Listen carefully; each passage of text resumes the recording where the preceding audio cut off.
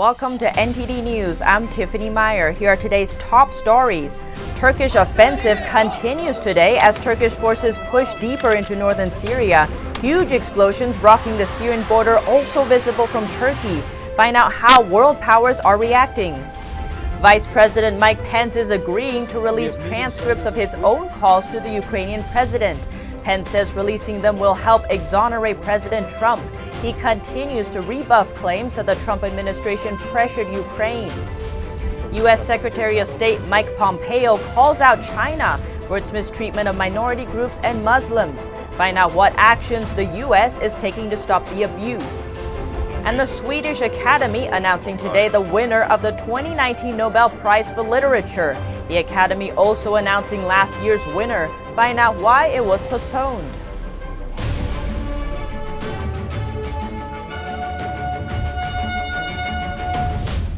Huge explosions that rocked a Syrian border town today were also visible from Turkey. Smoke from fresh blasts hovered above the skyline as Turkish forces pushed deeper into northern Syria.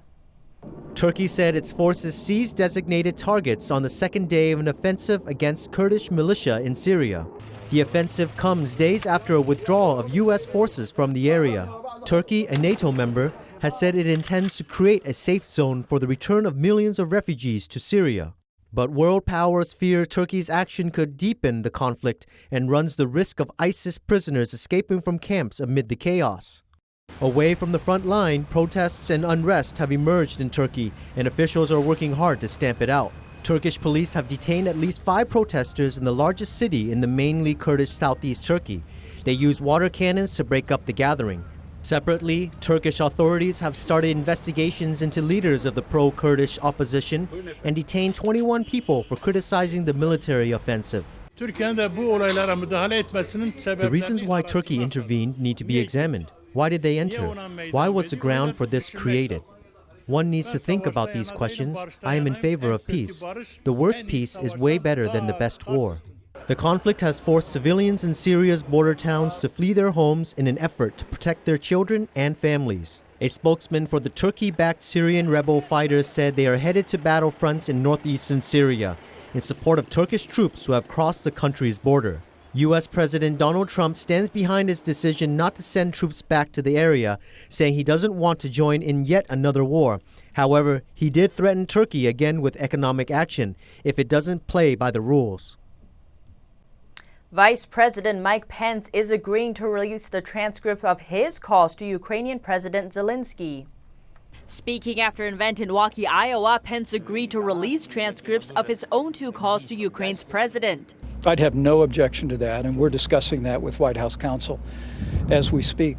He rebuffed claims that the Trump administration used underhanded means to push the Ukrainian government to investigate the son of former Vice President Joe Biden for potential corruption. The American people need look no further than the plain reading of the transcript in the president's call with President Zelensky, and they will see there was no pressure. He said there was no quid pro quo regarding the issue of aid for Ukraine. The issue of aid and our efforts with regard to Ukraine were, from my experience, in no way connected to the very legitimate concern the American people have about corruption that took place. The White House confirmed the death of an Al-Qaeda bombmaker today. Ibrahim al-Asiri was a senior bombmaker for Al-Qaeda. He was killed 2 years ago during a counterterrorism operation in Yemen. The president said al-Asiri built the explosive used in the failed 2009 Christmas Day attack on a flight from Amsterdam to Detroit and bombs for other terrorist plots. According to the White House, his death significantly handicapped Al-Qaeda on the Arabian Peninsula. And Secretary of Commerce Wilbur Ross says tariffs are forcing China to pay attention to U.S. concerns. He says it has become more protectionist in terms of its trade policy. Ross told a business function held by the American Chamber of Commerce in Sydney that the U.S. would have preferred not to implement tariffs against China. America does not love imposing tariffs. In fact, we would prefer not to use them. But after years of discussions and no action, tariffs are finally forcing a number of our trading partners that had taken advantage of us to pay attention to our concerns. Without a significant breakthrough, Washington is set to hike the tariff rate on $250 billion worth of Chinese goods to 30% from 25% next Tuesday. The two sides have been deadlocked over U.S. allegations that China steals technology and pressures foreign companies to hand over trade secrets as part of a sharp elbow drive to become a world leader in advanced industries. Beijing is reluctant to make the kind of substantive policy reforms that would satisfy Washington. U.S. and Chinese negotiators are scheduled to begin a 13th round of talks in Washington on Thursday and Friday. President Trump will meet with Chinese Vice Premier Liu He at the White House on Friday. Federal Reserve Chairman Jerome Powell repeated yesterday that the U.S. economy remains in good shape, but warned that the U.S. faces some long-term threats. Overall, the economy is, as I like to say, in a good place. Our job is to keep it there as long as possible. But he said there are risks. The U.S. economy, like other advanced economies around the world, is facing some longer-term challenges, from low growth, low inflation, and low interest rates. He said in case like this, the Federal Reserve and other central banks have little room to support the economy with tactics like rate cuts. Powell has been under criticism from President Trump, who has said the Fed needs to cut rates much more aggressively. The Fed reduced its federal fund rate from 2% to 1.75% in mid-September, its second such cut since late June. The European Central Bank cut its interest rate to a record low of minus 0.5% last month. NTD News. President Trump signed 2 executive orders on transparency yesterday. NTD's Holly Kellum has the details. One is called the Improved Agency Guidance Documents. It requires agencies to put their guidance documents on websites in a way that is easy to search. The order also requires federal agencies to ask for public input on important guidance they issue. Guidance and the whole process will be closely overseen by the White House. The other is called the Transparency and Fairness Executive Order. It prevents agencies from enforcing rules that they have not yet made publicly known. For people and businesses struggling with complying with the law, it also instructs agencies to offer opinion letters on how to comply. Americans will no longer be subject to the rules of hidden games that are played on the public. The second order I will sign today will protect The Trump administration charges that federal agencies have abused their power by imposing unlawful and secret interpretations of regulations that have left people and businesses with unexpected penalties. Holly Kellum, NTD News. The largest utility in California has purposely turned off from power in more than 20 counties in an effort to avoid igniting a wildfire. Hundreds of thousands of California residents are in the dark and some are fuming. Pacific Gas and Electric getting static after shutting down power for 750,000 people in California. Among the affected areas, Santa Clara County, where a local state of emergency is declared. If you live in any affected area, stay at home as much as possible during this power shutoff. Forecasters say the state's extreme wind and dry vegetation make it vulnerable for a wildfire. PG&E hopes this outage will prevent another one from starting. The utility has agreed to pay billions of dollars for last year's fatal campfire because its equipment was linked to the blaze. Some residents venting their frustration. No one's happy to see their power cut off, so no one is satisfied, no one's pleased. A PG&E truck was struck by a bullet Tuesday, and a customer service center was egged Wednesday. No injuries were reported. PG&E officials said the company understood the stressful impact of its shutdown and was working as fast as it could. Those are the types of incidents that really cause us concern. Once the weather conditions improve, the company says it'll inspect its equipment before bringing the power back.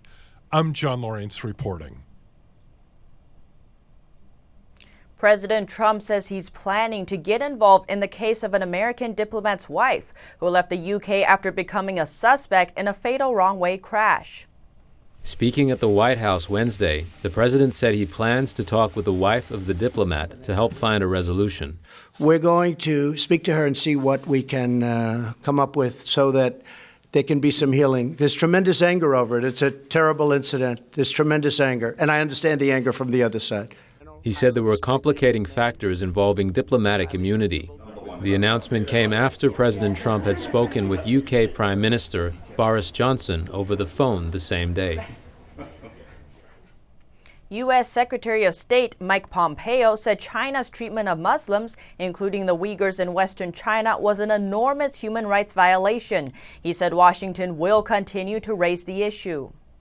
I think this is not only an enormous human rights violation, but we don't think it's in the best interest of the world or of China to engage in this kind of behavior. The U.S. government announced new visa restrictions this week on Chinese regime and Communist Party officials it believes responsible for the detention or abuse of Muslim minorities in Xinjiang province. Pompeo called on all countries to resist China's demands to repatriate ethnic Uyghurs, saying Beijing's campaign in the western Chinese region of Xinjiang was an attempt to erase its own citizens.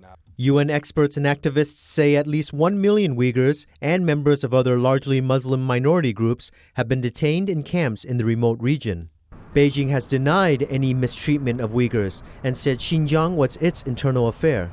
When asked about a growing dispute over a tweet by an NBA team official supporting the protests in Hong Kong, Pompeo said American businesses were waking up to the risks of operating in China. After consulting with Hong Kong law enforcement, Apple today removed an app that helped Hong Kong protesters track police movements. Apple has removed a police tracking app from its store, saying it's been used by Hong Kong protesters to ambush police and victimize residents. HKmap.live only hit the App Store last week and was a crowdsourcing app that tracked police movements across the embattled city. Chinese state media, while not naming any specific apps, accused Apple of complicity in helping the protesters. The official People's Daily asked if Apple was thinking clearly. It said the tech giant had no sense of right and wrong and ignored the truth. In a statement, Apple said concerned customers in the city contacted the company and they immediately began investigating the app's use. They added, quote, "We have verified with the Hong Kong Cybersecurity and Technology Crime Bureau that the app has been used to target and ambush police, threaten public safety, and criminals have used it to victimize residents in areas where they know there is no law enforcement." On Twitter, an account believed to be owned by the developer of the app said it disagreed with the decision and said there was no evidence to support the claims against it. Taiwan's immigration department saying it has expelled a Chinese tourist for tearing down posters from a Lenin Wall that show support for Hong Kong's pro-democracy protesters. One expert says the Taiwanese people are becoming more aware of cross-strait relations through the protests. The man has also been banned from entering Taiwan for the next 5 years. Lenin Wall refers to a wall of post-it notes and posters voicing messages and words of encouragement for Hong Kong. The idea was first adopted during the umbrella movement in Hong Kong in 2014 and has been revived during the last 4 months of pro-democracy protests. Many Lenin Walls have appeared in Taiwan's colleges and in other locations in Hong Kong, Japan, the U.S., and more countries around the world. Several of the walls were reportedly meddled with by students from mainland China within the last 2 months. More and more Chinese people notice that the life in China and in Taiwan are quite different. Mr. Chen says Taiwan's public opinion on China has shifted greatly this year. Right now, there's a consensus, over majority consensus, that people support the protests in Hong Kong and support their fight for freedom. He says the Hong Kong protests have generated more awareness in Taiwan about cross-strait relations. So if there is an enemy from outside, then to stimulate the patriotism of the people will contribute to political survival or political stability. So that's what we have seen in Chinese politics right now. Reporting by Kitty Wong, NTD News. Up next, Taiwan's president rejects China's one country, two systems proposal, vows to defend Taiwan's sovereignty. Find out what values she promises to safeguard if re-elected. That and more after the break.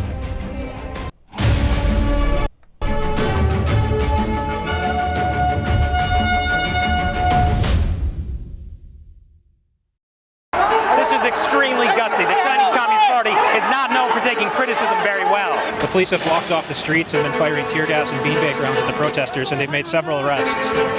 警方呢是一直进行了一些推进，并且呢是多次举起黑旗和橙旗呢去发射了很多的催泪弹。咧佢哋放催淚彈嗰時就嘭咁撞到個肚㗎，咁咧就我而家翻轉頭咧就見到個咁嘅嘢，因為嗰當時兵荒馬亂咧，我就。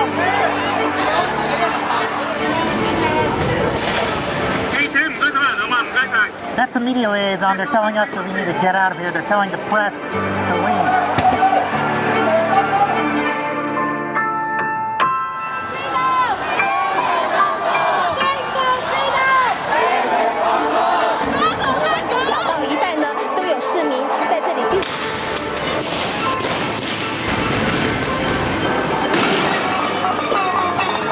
Boy, this tear gas is getting pretty strong.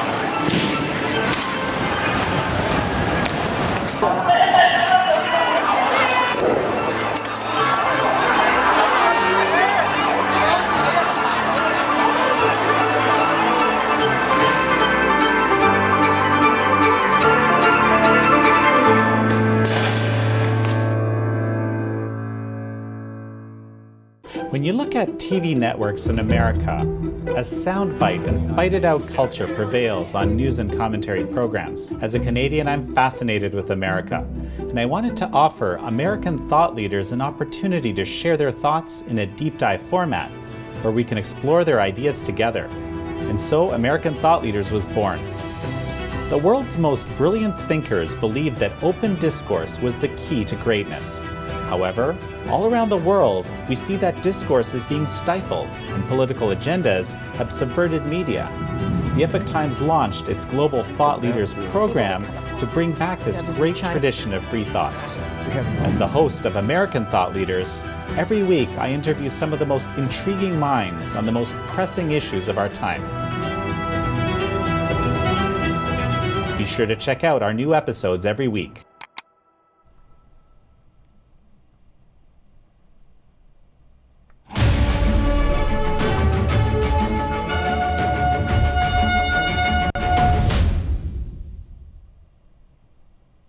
Taiwan's president today rejected the one country, two systems formula proposed by Beijing. She says such an arrangement has put Hong Kong on the edge of disorder.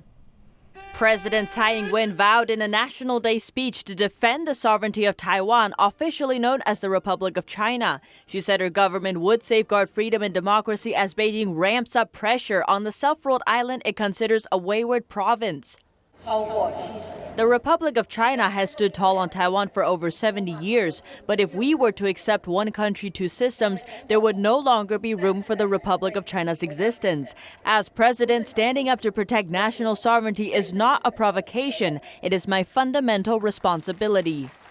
China has proposed that Taiwan be brought under Chinese rule in a similar arrangement as Hong Kong. The city of Hong Kong has freedoms that the rest of China doesn't, but is considered part of China. Tsai said Beijing's diplomatic offensive and military coercion pose a serious challenge to regional stability and peace. And not far from Taiwan, Hong Kong is on the verge of chaos due to the failure of one country, two systems. Nevertheless, China is still threatening to impose its one country, two systems model for Taiwan. Tsai is seeking re-election for a second term in January. Beijing suspects Tsai and her independence-leaning Democratic Progressive Party of pushing for the island's formal independence.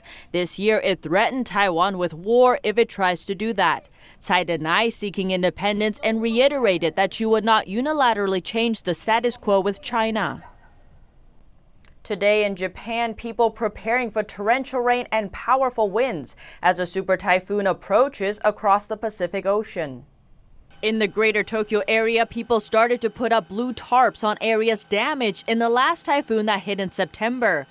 According to the U.S. Joint Typhoon Warning Center, tropical storm force winds, at least 39 miles per hour, extend up to 280 miles from the center of Typhoon Hagibis, while typhoon force winds, at least 74 miles per hour, extend up to 90 miles from the center. Hagibis is impacting the sporting world as Rugby World Cup organizers have canceled Saturday's game between England and France, as well as New Zealand's match against Italy due to the risk from the typhoon, while a Sunday game between host Japan and Scotland is in doubt. According to the Weather Channel, Hagibis is expected to impact the southern coast of Japan Friday and likely to strike Tokyo on Saturday, similar to last month's typhoon. Up next, Samsung Display plans a big investment in facilities and research. Find out how much and what headwinds the company is facing. That and more after the break.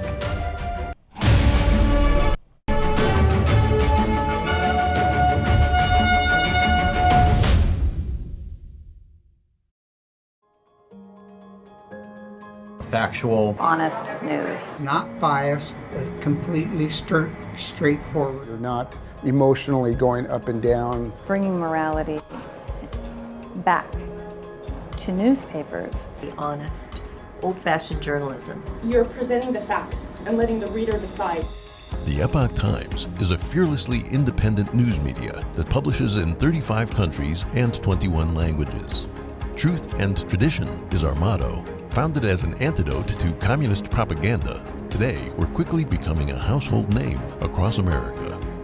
Our subscribers thank us for our relentless and unbiased coverage. I've been part of the Epoch Times for nearly a decade because I've seen there's no other major media outlet in the world as devoted to real journalism. The Epoch Times has never had any corporate or political agenda. We only serve our readers, and we'll stay that way, no matter what. We connected the dots around Spygate, the Obama administration's elaborate efforts against Trump's 2016 campaign. We often break news months ahead of other media on topics such as Chinese espionage, cyber warfare, subversion in America, and more. But our authoritative reporting didn't only just begin. We are tried and true. Our paper was born out of the need to respond to a human rights catastrophe in China. It was enabled by the Communist Party's vicious and dishonest propaganda. We soon learned that Western media were picking up and amplifying the lies. The Epoch Times' truthful reporting exposed the Communist Party's lies for the Chinese people. But it also helped protect our Western audience. It disabused for them the lies in this propaganda. Our reporting has also helped uncover how communist ideas are taking root in our own country. The Epoch Times started as a small and unknown publication in one of the toughest media markets in the world. We have built it through hard work and trial and error. We were founded in the year 2000 in Atlanta, Georgia, by Chinese Americans who had fled communist China. Our independent reporting came at a price. Our staff members in China were jailed and tortured for their reporting, some for as long as 10 years. Because our founders believed in truthfulness, compassion, and tolerance, the principles of the spiritual practice fallen gone. They felt such sacrifices were worth it to ensure for the world an independent, honest media, one that would report on the most pressing issues of our time. As many major media are losing people's trust and declining further every day, the fastest growing newspaper in America delivers truth and tradition. Look us up today.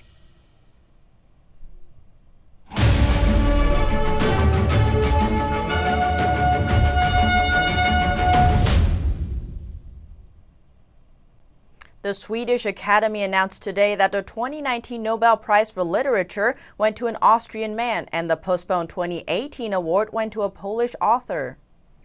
The Nobel Prize in Literature for Austrian poet Peter Handke has won the 2019 Nobel Prize for Literature. The 76-year-old was praised for being one of the most influential post-war writers in Europe, with work spanning novels, essays, notebooks, and dramatic works. The Nobel Prize in Literature for 2019 is awarded to the Austrian author Peter Handke for an influential work that with linguistic ingenuity has explored the periphery and the specificity of human experience. The postponed 2018 award went to Polish author Olga Tokarczuk. Last year's prize was delayed by a year after a sexual assault scandal rocked the Academy. The Nobel Prize in Literature for 2018 is awarded to the Polish author Olga Tokarczuk for a narrative imagination that with encyclopedic passion represents the crossing of boundaries as a form of life. Tokarczuk trained as a psychologist before publishing her first novel in 1993. Her novel, Flight, won the Man Booker International Prize last year, making her the first Polish author to do so. Apple supplier Samsung Display said today it's going to invest $11 billion in facilities and research. It plans to upgrade its production line after weak demand due to oversupply. South Korea's president joined Samsung Electronics Vice Chairman J.Y. Lee for a signing ceremony in Asan for the proposed investment at Samsung Display's manufacturing site. We will invest more than 13.1 trillion won into the next generation of large-scale display screens to create new jobs and fulfill my duty as entrepreneur who give dreams and hopes to our young people. South Korea's panel makers have been struggling to cope with slower LCD demand for TV and smartphones. At the same time, they're facing rising competition from Chinese competitors, as well as a shift in demand to OLED screens. Samsung Display said that the $11 billion would be invested over the next 5 years. It will be focused on converting one of its South Korean LCD lines into mass manufacturing more advanced quantum dot screens. Up next, the Mona Lisa returned to its original room in the Louvre Museum after 2 months of renovations. Find out what changes have been made to protect the fragile painting. That and more after the break.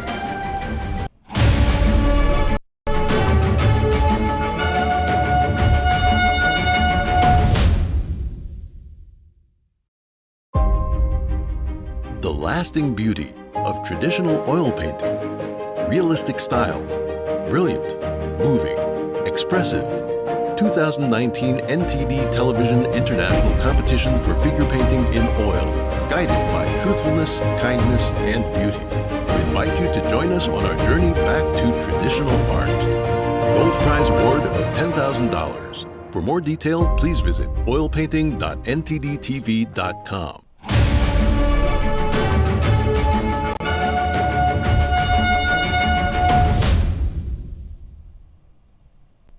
The world-famous painting Mona Lisa returned to its original room on Monday at the Louvre Museum after 2 months of renovations in the hall where other Renaissance paintings are displayed.